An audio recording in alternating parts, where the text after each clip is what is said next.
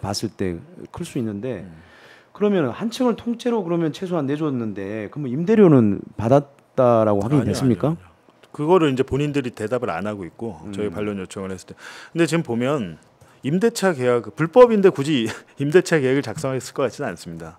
불법이잖아요. 신고를 안 했기 때문에 굳이 그 임대차 계약을 맺지 않았을 것이고 당연히 지급도 안 했겠죠. 그러니까 특이한 것은 사실은 저희가 무슨 뉴스타파 보도하고 하면 대통령실은 발끈하면서 가짜 뉴스 허위 보도라고 할 텐데 이거에 대해서 지금까지 단 한마디 반론도 하지 않습니다.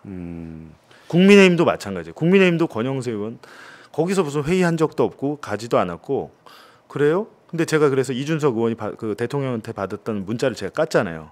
윤석열 후보가 2022년 1월 달에 이준석 그 당 대표한테 문자를 보낸 거예요. 일로 오라고. 주소를 친절하게 신주소 가로수길 어디, 구주소 어디 친절하게 이렇게 윤석열 대통령이 직접 보낸 겁니다. 문자를. 일로 오시라고.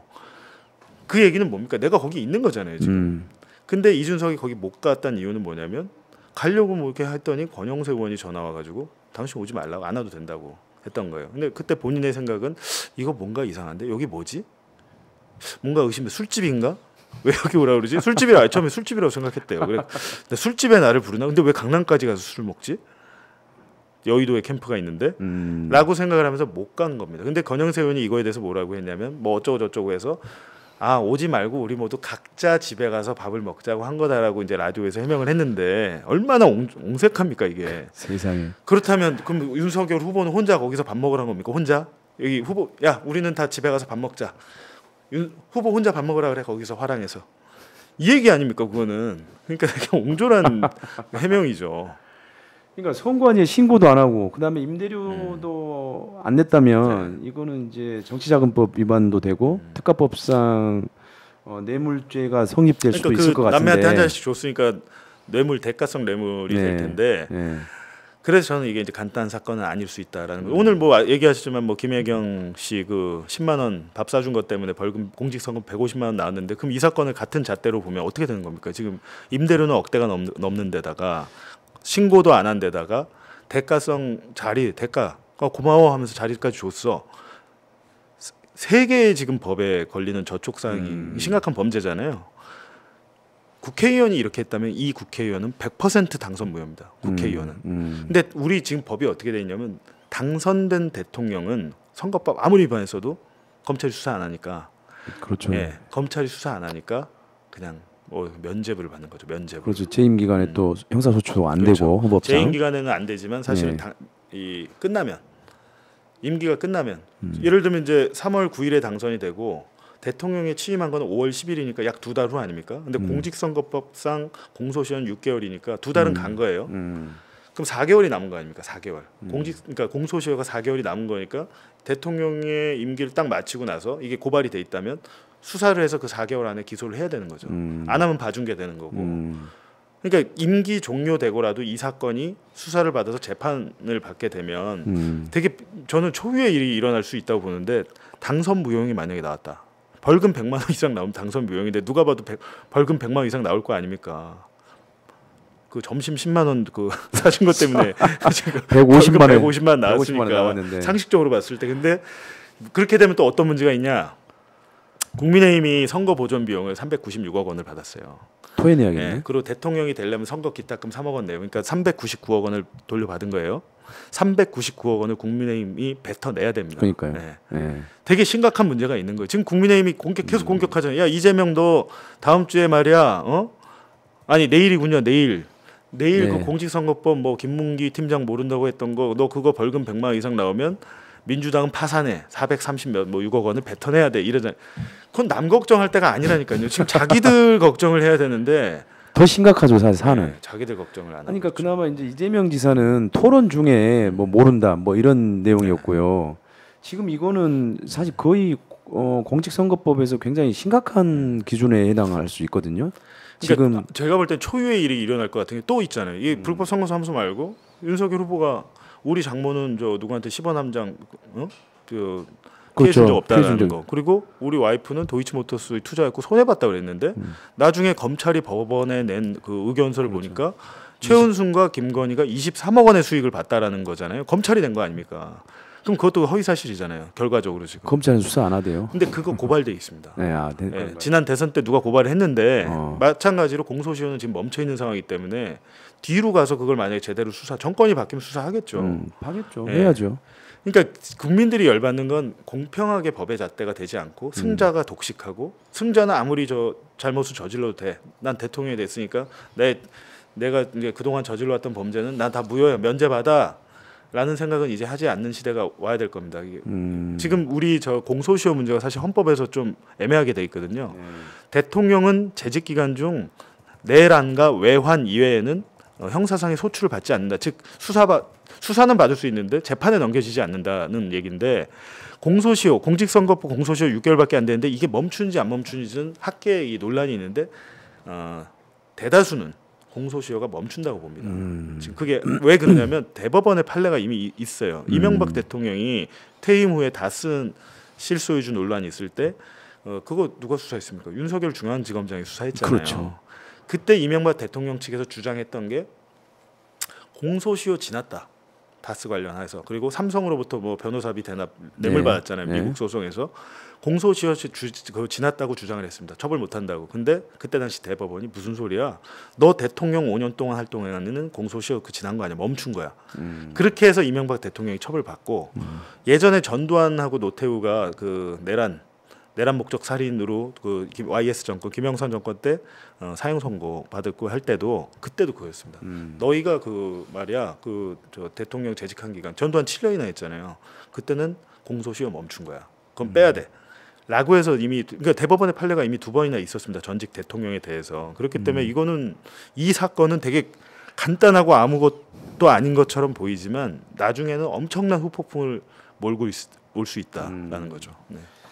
근데 그렇게 되면 만약에 정권이 바뀐 데다가 뭐 선거 보전 비용 400억을 토해내야 되는 상황이 오면 파산하는 거죠. 그럼 국민의힘이 그 400억 어떻게 냅니까? 그 파산할 수밖에 없죠. 네. 그런 날이 올까 모르겠습니다만 어쨌든 간에 그러니까 우리가 배운 초중고 때 배운 모든 국민은 법 앞에서 평등하다. 모든 권력은 국민으로부터 나온다라는 게 완전히 무너진 사회가 있으니 지금 저는 사실 이번 정권이 제일 그게 심하다고 보고 야 이거는 박근혜 정권 때가 저 언론인으로서 보면 낫다고 생각이 되고 최근에는 이명박 때가 나았다는 생각까지 들고 있습니다. 지금 이겼어요. 박근혜 이명박을 이긴 분이에요. 지금 그렇기 때문에 이 아수라장된 파괴된 민주주의를 복구를 하려면 정말 냉철하게 다음에 여기에 대한 평가와 법적 처벌이 없으면 이거 반복되거든요. 그렇죠. 네. 아니 노회찬 의원이 생전에 그런 얘기를 하셨죠. 법은 모두에게 평등해야 되는데 한국은 10,000명한테만 평등하다 이렇게 얘기를 했잖아요. 근데 그 가로수 비밀 사무실 말고도 양재동에서도 이런 식의 선거 사무소가 있었다면서요? 그러니까 지난 대선 때 사실 또 이게 다 기자들도 어느 정도 알고 나왔던 얘기기도 한데 그 건진법사라는 분. 그렇죠. 네. 건진법사. 네. 스님도 아니고 뭐 사실상 무속인 무슨 행사를 하는데 소 가죽을 그렇죠. 살아있는 소의 가죽을 뭐 벗겼다면서요. 그 충청도에서 뭐 행사를 하는데 그러니까 되게 황당한 분인데 이분이 난데없이 2022년 1월에 세계일보 보도에 등장을 하죠. 그 더군다나 그 윤석열 후보의 등을 칩니다. 툭툭. 이 장면이 보도가면서 그때 난리가 났잖아요. 이 사람 뭐야? 건진법사? 이 뭐야 얘? 무속인 아니야? 그래갖고 난리가 나서 그때 당시에 이제 선거 캠프의 네트워크 본부라는 데서 고문이다. 세계일보가 보도를 했더니 아니다. 그 사람 캠프랑 관계 없다라고 그때 그 당시 권영세 본부장이 해명을 한 다음에 그럼 그냥 하면 되는데 그 네트워크 본부를 해산합니다. 그 얘기는 사실상 인정한 거잖아요. 그게. 그렇죠, 예. 근데 그 네트워크 본부란 데 전신이 양재동에 있는 그 한 빌딩에 있었다. 그러니까 사실상 그 경선이 시작되기 전부터 검찰총장 옷 벗고 나와서 정치 시작하려고 준비할 때부터 양재동에 비선팀이 모여 있었다. 이 팀이 나중에는 윤석열 캠프로 그대로 들어와서 대합 빌딩 9층에 존재했습니다. 라는 건데 그렇다면 이 팀이 해체되면 어디로 가야 됩니까? 없어졌어요. 그냥 없어집니까 진짜? 다시 갔을 거 아닙니까? 양재동으로. 양재동 캠프로. 근데 양재동 캠프도 마찬가지로 신고되지 않은 곳입니다. 신고되지 않은 곳에서 거기서 이제 뭐 들어보니까 이 네트워크 본부라는 데가 이름도 좀 이상하잖아요. 전 이런 데는 처음 봤는데 약간 자기들이 활동한 게 보니까 SNS 활동 같은 거. 그런 거 한 것 같고 그 누굽니까? 청와대 강기훈 선임행정관이란 분. 예. 그 최근에 음주운전 뭐 하고 음주운전. 한동훈 대표가 가가지고 이 사람 잘라야 된다고 얘기했다는 거 아니에요. 근데 강기훈 행정관이라는 분이 권성동 의원의 측근이었는 되는 과정에 있었는데 이분이 보니까 양재동 팀의 일원이었던 것 같아요. 그리고 네트워크 본부에도 있었고 그래서 이분들이 이 양재동 팀이라는 데가 약간 뭐랄까 외부에 떳떳하게 할 수 없는 일들을 한 게 아니냐라는 의혹이 그때도 있었고 근데 이번에 확인된 것은 이 대통령의 57년 친구이자 절친인 이철우 교수님이 야 강남하랑보다는 말이야 양재동이 더 고정적인 사무실이었어 이렇게 얘기를 하시는 거예요. 아, 그런가요? 네. 저희가 물어보질 않았습니다. 그걸 물어보질 않았는데 이게 뜬금없이 양재동에서 사람들이 더 많이 모였고 양재동이 더 고정적인 사무실이고 강남하랑은 뭐 그냥 가끔 만나고 했겠지. 나도 들었어. 우리 그때 다 그런 얘기 있었어. 그러니까 이 교수님은 그 이게 법적인 문제가 어떻게 된다는 걸 모르신 채 그냥 자기가 들었던 얘기를 저희한테 해주신 건데 이제 들었던 얘기임에도 불구하고 중요하다고 생각한 것은 윤석열 대통령이 정치에 입문할 때 언론사들이 가장 많이 찾아간 사람이 이철우 연세대 교수입니다. 그렇죠. 그리고 이철우 연세대 교수의 아버지가 지금 광복회장 하시는 이종찬 광복회장이고 전 국정원장이시잖아요. 네. 윤석열 대통령도 아버지라고 부른다면서요. 그 이철우 친구 이철우의 아버지 이종찬 광복회장을. 근데 사실상 가족같이 가까운 분이 이렇게 얘기를 했다는 것은 말씀드렸지만 이제 뭐 이 비선 불법 캠프의 존재가 더욱 확실해졌다. 라는 하나의 간접적인 방증이기 때문에 저희 그렇죠. 이철우 교수가 그런 정도 얘기했으면은 사실 괜한 얘기를 하셨을 것 같지는 않고요. 사실 가능성이 사실 높은 거죠. 근데 그 양재동 캠프에도 그럼 윤석열 후보가 당시 후보가 이렇게 출입했을까요? 저희가 확인이 안 되는데 이제 저희가 확인한 것은 후보가 있든지 없든지 간에 거기서 선거 운동을 했다. 그렇죠. 뭐 홍보를 한다든지 어떤 무슨 뭐 공보 활동을 한다든지 뭐 회의를 했다든지 전략을 짰다든지 그런 것들을 했으면 그게 선거 운동입니다. 후보가 오든지 없든지 상관없다. 양재동에서 그런 일들이 이루어졌다면 그건 불법이다라는 것을 이제 법적인 자문을 받고 확인을 하고 이제 보도를 한 것이죠. 근데 양재동 그 팀은 언론 때도 기사도 났지만 기자들은 다 알고 있었거든요. 그리고 한 군데 더 있었던 게 이제 서초동 팀. 서초동 팀은 정확히 지금 위치가 파악이 안 되는데 몇 개의 비선 캠프, 불법 캠프가 있었다는 것은 그 의혹은 대선 때부터 있었지만 강남 화랑 같은 경우는 이번에 저희 보도로 인해서 정확하게 사실로 확인돼서 강남 화랑 불법 선거 사무소 의혹이나 정황이 아니라 그냥 저희는 그 사실이 확인됐다라고 쓴 겁니다. 그래서. 근데 사실 지금 그게 이제 지금 본 기자님 얘기한 대로 만약에 사실이라고 한다면 이거는 공직선거법 위반에서도 굉장히 중요한 혐의가 되는 거거든요. 아니 실제로 매번 선거하면 이걸 유사사무소라고 합니다. 그렇죠. 가짜 신고 안 한 유사사무소 무슨 휴게실 뭐 이런 걸 빙자해가지고 한 유사사무소는 거의 모두 당선 무효입니다. 국회의원들 중에 꼭 몇 명씩 걸려요. 매번. 그렇죠.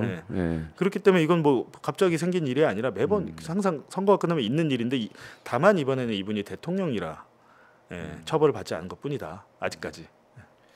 근데 김건희, 명태균 비밀 회동도 그렇고 강남 비밀 선거 사무실 운영도 그렇고 이 얘기가 나온 게 모두 다 윤석열 대통령 쪽의 사람들로부터 나온 이야기지 않습니까? 그렇죠. 어떻게 보면 신용환 교수는 캠프에서 정책총괄지원본부에 있었고 중요한 역할을 총괄을 한 거 아닙니까? 그 나름 정책 쪽에서 원희룡 바로 원희룡 본부장 정책총괄 본부장 밑에 어떤 실무총괄이었던 건데 이런 분들이 지금에 와서 이제 얘기하는 이유는 이제 뭐 도저히 묵과 뭐 할 수 없다는 거. 전 이게 신용환 교수는 지금 시작이고 강혜경 씨도 마찬가지. 이분들은 사실상 공익제보의 지위를 부여를 받아야 되는 거고 자신의 그 희생 어려움이나 불편함을 겪고서라도 지금 증언을 하고 있는 거 아닙니까? 그리고 신용환 교수가 저희한테 또 외장하드를 주셨는데 한 7기가 되더라고요. 정확히는 6.7기가바이트 외장하드에 이게 큰 것들이 많이 있습니다. 그래서 그 보도를 뉴스타파 토요일 아침에 보시면 그 신용환 외장하드 관련해서 어떤 것들이 있었는지 좀 굉장히 제가 볼 때 깜짝 놀랄 파장이 있을 것 같은데 토요일 날 오전에 저희가 보도할 수 있도록 지금 준비하고 있습니다. 근데 그걸 단발성 보도가 아니라 저희는 뭐 탐사 보도 매체니까 쭉 이어지는데 전 이번에 되게 신기한 게 신용환 교수의 증언과 이준석이 대통령에게 받은 강남 가로수길 주소 문자, 별개의 사안들이 하나의 끈으로 쭉 연결이 됩니다. 그리고 마찬가지로 지금 신용환 외장 하드에 있는 각종 문서, 회의 자료 이것들이 또 저희가 취재해왔던 다른 것들과 연결이 돼요. 되게 신기하더라고요. 그래서 결국에는 범죄는 꼬리에 꼬리를 물고 있고 결국에는 그 꼬리를 잡힐 수밖에 없다. 그렇게 생각을 합니다.